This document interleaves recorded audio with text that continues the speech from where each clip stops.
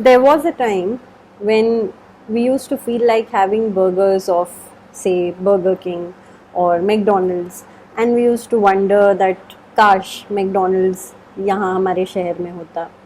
Then there came a time when McDonald's and other places, they opened up in bigger cities like Delhi or Mumbai, and you used to look forward to your trips to those places so that you could have this amazing burger. And now we are in a place where these burger joints are in our own cities, and plus we have the luxury of having it delivered to our doorstep. So what is this process? This is in fact not just globalization, but the term McDonaldization is also used for it. And today we're going to talk about globalization and how that has transformed sociology to a great extent. Why is this topic important with respect to the syllabus? Because in the UPSC syllabus, part 1, which talks about sociology as a discipline. So when you study sociology and globalization, you will be learning about how sociology has transformed over the ages, how society essentially has transformed over the ages, which of course also means that sociology has transformed. And the 10th topic as well, which talks about social change in modern society. And when you talk about globalization, or when you study globalization as a phenomenon, you need to understand that this is not just something that is limited to economics. This is not just something that is limited to opening up of borders with respect to goods and trade, but it is so much more.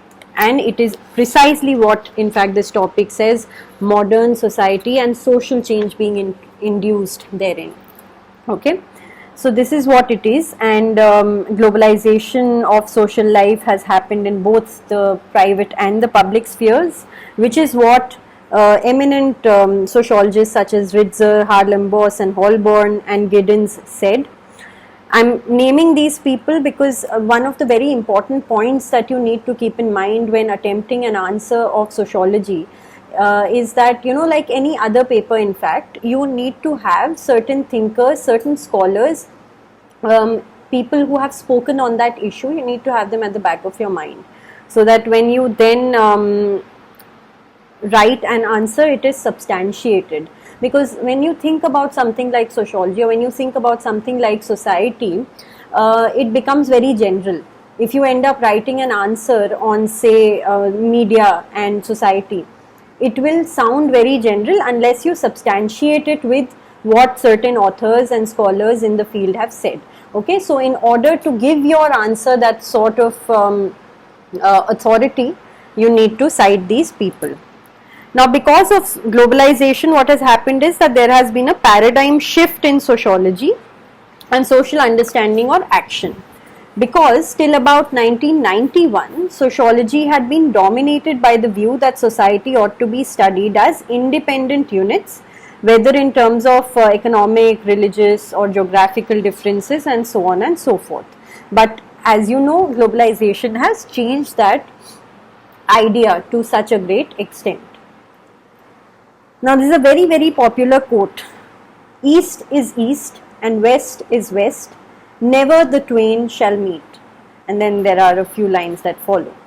Now, for those of you who know or can find out who said this or wrote this, please mention that in the comments. I think it will be really interesting and what you understand by this. But prima facie, what it means is that there are two halves, so to speak, or there are two sort of identities. One is East and one is West, and they cannot really meet. Okay, उनका संगम नहीं हो सकता, in simple words. So this was what the thinking was before.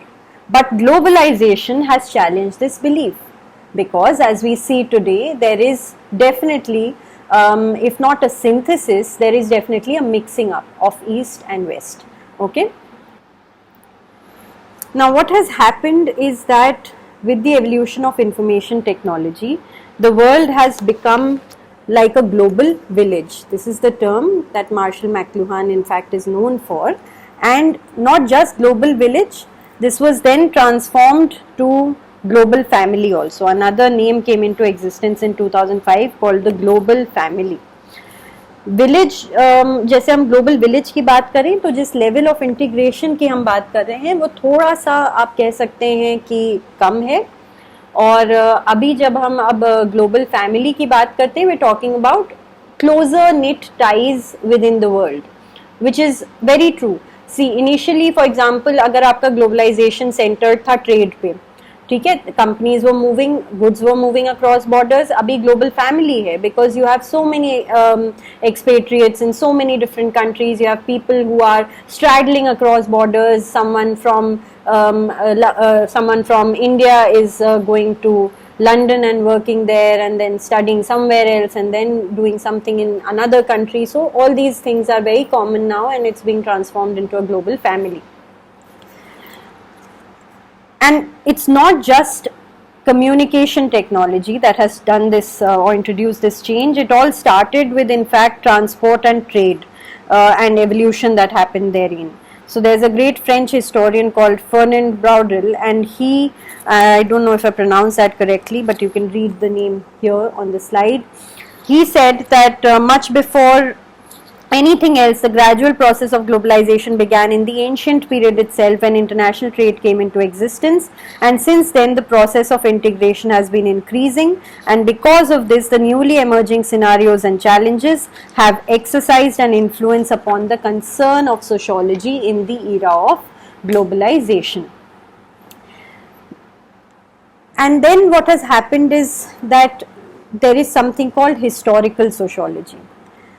So there is a belief, for example, Anthony Giddens spoke about it. He said that neither logical nor methodological reasons exist for the division between social science and history. And he said that when you are studying history, you are also studying about society. When you are studying about society, you will inevitably also learn about history. Therefore, historical sociology. But at the same time, what we need to keep in mind is that it is not just a historical form of sociology and society that we should be studying. We have to be in step with the changes that are being introduced from day to day. ठीक है, तो अब इसके लिए जैसे alias ने कहा है, as societies grow more complex, the chain of human interdependence has strengthened, and so has the pace of human interaction, and a lot of it remains unplanned and uncontrolled. No one can regulate the movements of a whole unless a greater part of society is able to observe, understand, and think about society and its issues. And what is the paradox of this rapid rate of change and the growing cult of individualism? It makes us increasingly preoccupied with the immediate as urgent, an approach that is becoming narrow and parochial because concern for the future is absent. I'm going to give you an example for this. And every time, you know, in fact, you end up looking around you. अगर आप कुछ अखबार में पढ़ते हैं या आप कोई फिल्म देखते हैं तो आप सोचिए उस बारे में. सोशोलॉजी हर जगह आ जाता है और कहीं ना कहीं से आ जाता है. So I'll give an example for this, how human interaction has changed.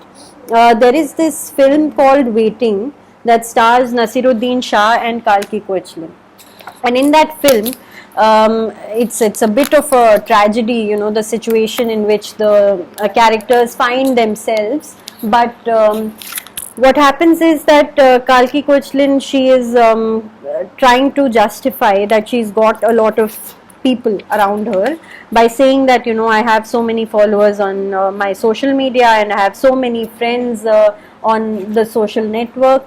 So then she realizes that the truth is that even though those people are there virtually, they are there liking her posts and commenting, but they're not actually there for her. And this is where society finds itself today. There has been a drastic change in which, in the way in which people support each other or interact with each other.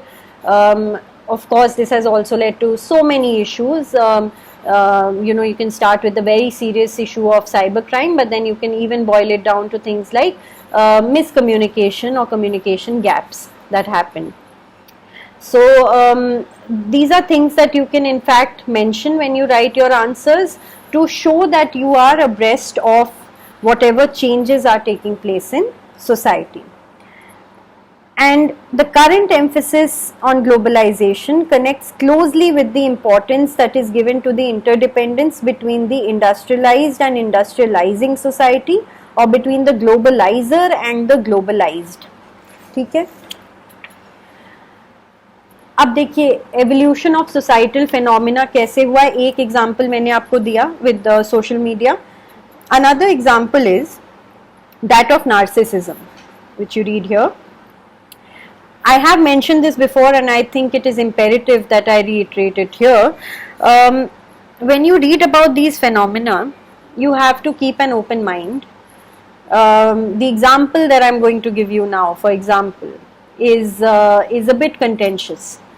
Everyone will have a different opinion on it, even regarding social media, you know. I mean, I think it would be incorrect to say that it's a bane or that it's a total boon. And while it has implications for mental health, it has also of course resulted in miraculous connections being built and people staying in touch. So that is always there. तो अभी अब जो example हम लेने जा रहे हैं उसको भी एक खुले दिमाग से देखिएगा. You may or may not agree with it. So it is said, for example, that we are too deeply involved even to look at ourselves intelligently, let alone society at large. The increasing obsession with the present crosses the very reality of future from our minds, and the growing addiction of taking selfies is the global manifestation of a disorder that is technically being called narcissism. Now these are of course it's very harshly put, and not everyone who's clicking a selfie could be said to be a narcissist, but this is just one of the ways of putting it across. And you do find that there has been selfies have resulted in people losing their lives, for example. So when anything in your life becomes or gains such a huge traction that you know it can threaten your life itself, there is a problem there, and that is what sociology is saying. Sociology is asking you to diagnose that problem and to address it. That is what the study of society entails. Then the next thing that you need to also understand is that Marxism has been an influence. This is one of the theories that has influenced. So in the 20th century, the successful Bolshevik revolution in Russia had a very profound impact on sociological understanding and solutions. In fact, domineering sociologists were in some way or the other strongly influenced by the Marxian analysis, if not the Marxian solution of bringing about a classless society through a revolution. तो किसी भी theory की जीत इसमें नहीं होती है हर बार कि वो जो सोल्यूशन बता रहे हैं हम उसको ले लें, बट जीत तब भी होती है जबकि हम वो जो सोसाइटी के स्ट्रक्चर को बता रहे हैं हम कहीं ना कहीं उसको अपने अराउंड ऑब्जर्व करने लगे, and we realise that okay yes that is one possible explanation, it's just that how we choose to address it may change.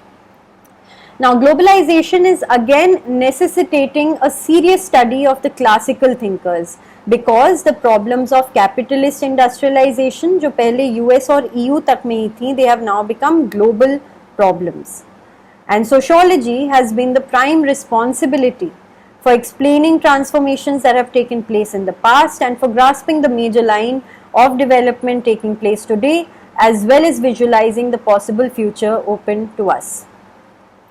Now here's what Giddens said. Giddens said that the sociological pursuit shows not just what is the care, but what would become the care should we seek to make it so in a responsible manner. So unless human choices are not based upon an informed sociological understanding of the current trends, our attempts to influence the future developments will be ineffective or will be frustrated. So you know this lesson, in fact, general as it may seem, has very important implications from the exam point of view and for anyone who is interested in sociology, because it tells you that sociology is a dynamic area, it is constantly evolving, and therefore when you're preparing for it you need to keep your eyes, your ears and your senses quite activated and open. I'm going to list certain topics now. These are a bit general in nature, but this will serve as a guideline for you next time you read anything or you come across any article or you're watching something. Keep these topics at the back of your mind and think about how you could incorporate that particular sitcom that you're watching or that particular song even, or anything that you think may explain society. And if you put that in your answer, it does bode very well for, the sort of preparation that you've done and for your understanding of sociology. So the topics are environment, development, displacement, migration, over-urbanization, women empowerment, articulation of sexuality without social stigma, harassment in the workplace, single parenthood or adoption, live-in relationships, fundamentalism, terrorism, identity politics, human rights, new perspectives on poverty, cybercrime, the impact of cinema, etc. Okay, so I hope this was useful, and see you in the next class. Thank you.